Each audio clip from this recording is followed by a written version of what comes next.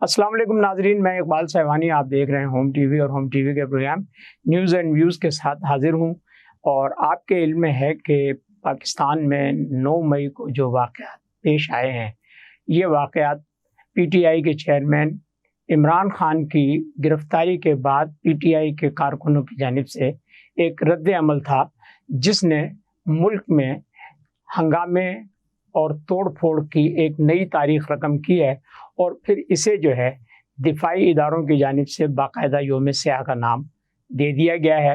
اور آئندہ یہ 9 مئی ہر سال یوم سیاہ کے طور پر یاد رکھا جائے گا۔ تو بہرحال 9 مئی کے ان واقعات میں ریاست نے جس صبر و تحمل کا اور جس بردباری کا مظاہرہ کیا،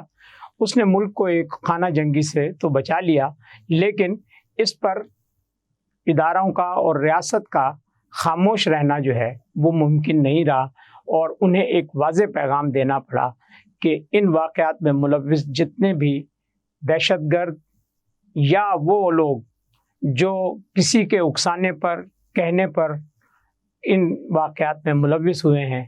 ان سب کے ساتھ سختی سے نپٹا جائے گا، اور صرف انہی کے ساتھ نہیں بلکہ ان واقعات کے جو منصوبہ ساز ہیں ان کو بھی کیفر کردار تک پہنچایا جائے گا، جو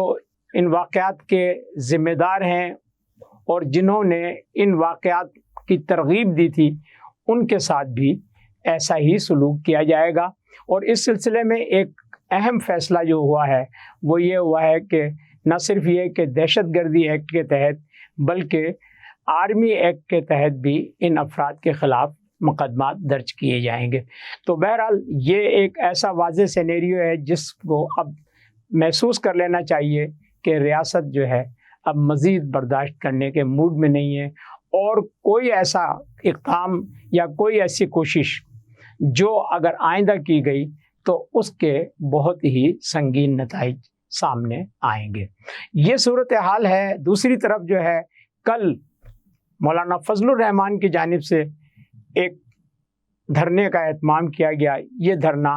عین سپریم کورٹ کے سامنے جو ہے وہ دیا گیا، اور اس دھرنے کا مقصد جو تھا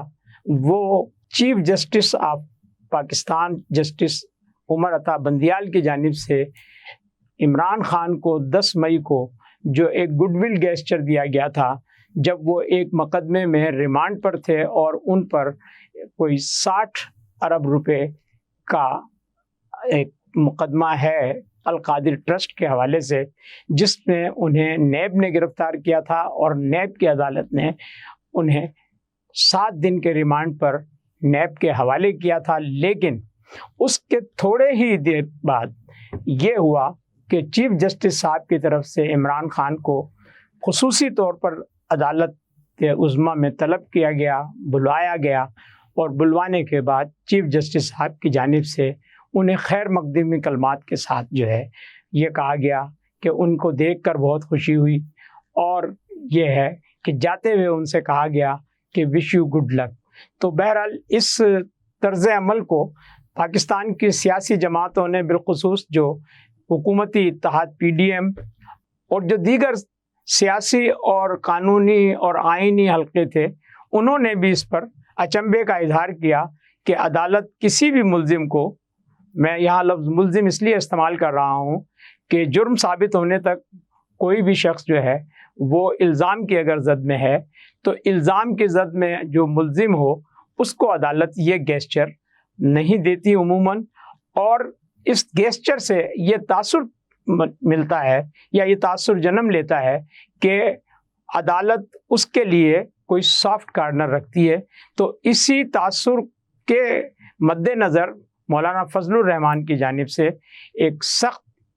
اسٹیٹمنٹ بھی آیا، اور انہوں نے چیف جسٹس صاحب سے کہا کہ وہ عدالت کے سامنے دھرنا دیں گے، اور پھر ان کی طرف سے یہ انسٹانس بھی دیا گیا کہ یہ دھرنا چیف جسٹس کے استعفے تک جاری رہے گا۔ لیکن کل جب عدالت لگی اور عدالت نے ایک مختصر سی سماعت کی، اور سماعت کے بعد پھر آنے والے 1 ہفتے کے لیے سماعت ملتوی کر دی، تو مولانا جو یہ اعلان کر چکے تھے کہ وہ یہ دھرنا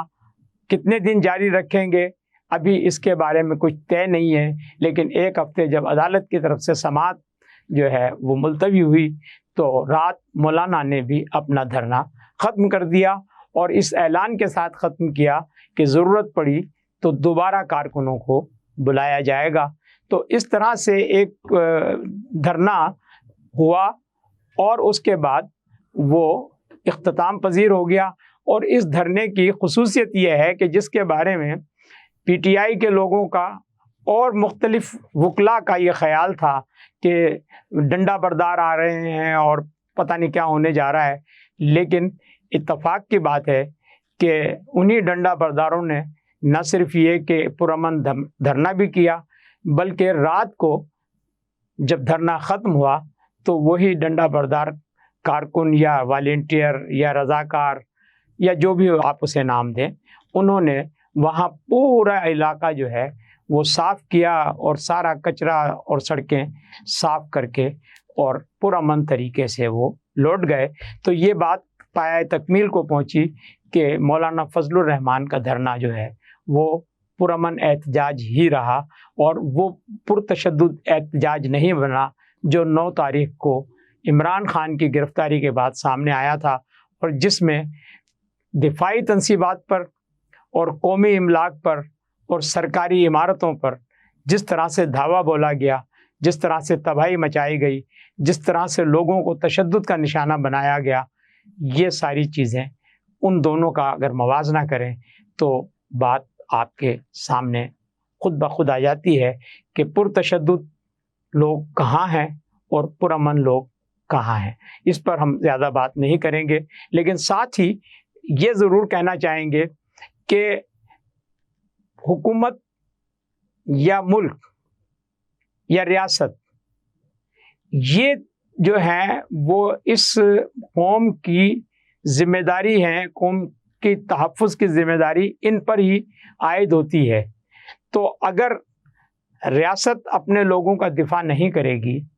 یا حکومت اگر لوگوں کو جو ہے تحفظ فراہم نہیں کرے گی تو پھر جو عام آدمی ہے، جو سڑک پر چلنے والے کی اگر موٹر سائیکل چھین کر اسے جلا دی جائے اور وہ یہ کہتا رہے کہ میرے پاس اس کے علاوہ کوئی سواری نہیں ہے، لیکن اس کے باوجود جو ہے وہ موٹر سائیکل اسی کے سامنے جلا دی جائے، تو ریاست کا یہ فرض ہے، یہ ذمہ داری ہے کہ وہ ایسے لوگوں کو کیفر کردار تک پہنچائیں، چاہے ان کا تعلق کسی سیاسی جماعت سے ہو، کسی بہت بڑی سیاسی قوت سے ہو، یا کسی ایسے حلقے اور ایسے گروہ سے ہو جو ریاست اور حکومت کو یرغمال کرنے کی کوششوں میں مصروف رہتا ہے۔ تو بہرحال یہ وہ صورتحال ہے۔ اب اس کے بعد آتے ہیں اس طرف کہ آج وزیر اطلاعات مریم اورنگزیب صاحبہ نے ایک بڑی دھواں دھار قسم کی پریس کانفرنس کی ہے، اور انہوں نے اس میں عمران خان صاحب کو آڑے ہاتھوں لیتے ہوئے یہ کہا ہے کہ عمران صاحب نے ابھی پچھلے دنوں یہ بات کی ہے کہ جی ان کی پوری سیاست جو ہے وہ تشدد سے پاک رہی ہے، اور وہ کبھی انہوں نے اپنے اس سیاسی عمل میں کسی قسم کی بھی لاقانونیت کا اظہار نہیں کیا۔ تو مریم صاحبہ نے انہیں یاد دلایا کہ پی ٹی وی پر حملہ کرنے والے وہ کون لوگ تھے جو دھرنے کے بعد گئے تھے، اور جو موجودہ صدر مملکت ہیں انہوں نے کس طرح سے یہ خوشی کا پیغام جو ہے عمران خان صاحب کو پہنچایا تھا کہ مبارک ہو، ہم پی ٹی وی میں داخل ہو چکے ہیں۔ تو بہرحال یہ جو صورتحال ہے اس کو دیکھنے کی ضرورت ہے، اور عمران خان صاحب جو بیان دیتے ہیں ان پر ان کا یو ٹرن جو ہے وہ تو پوری قوم اس سے واقف ہے کہ وہ صبح کچھ کہتے ہیں، شام کو کچھ کہتے ہیں، اور اگر واقف نہیں ہے تو صرف ان کے فالوورز یا ان کے مقلد واقف نہیں ہیں، جو صرف اور صرف یہ کہتے ہیں کہ آج انہوں نے صبح جو کہا ہے وہ بھی سچ تھا، اور شام کو اس سے اگر وہ انکار کر رہے ہیں تو یہ بھی سچ ہے۔ تو بہرحال اس صورتحال کو دیکھنے کی ضرورت ہے کہ اس ملک میں استحکام کیسے آئے گا، اور اس میں سیاسی قوتوں کا کیا کردار ہوگا۔ ایک فین کلب کو سیاسی جماعت بنانے سے سیاست پروان نہیں چڑھتی۔ سیاست میں تحمل، بردباری اور برداشت جو ہے وہ پہلا عنصر ہے، اور اگر وہ عنصر غائب ہو جائے یا ختم ہو جائے تو پھر سیاست جو ہے وہ دہشت ہی ہو جاتی ہے، اور اس دہشت کا مظاہرہ ہم نے 9 تاریخ کو دیکھا۔ دیکھتے رہیے ہوم ٹی وی، اور ہوم ٹی وی کے پروگرام پر اپنی رائے کا اظہار کرنا ضرور یاد رکھیے گا، اور ساتھ ساتھ جو ہے ہمارے چینل کو سبسکرائب بھی کیجیے گا۔ اللہ حافظ۔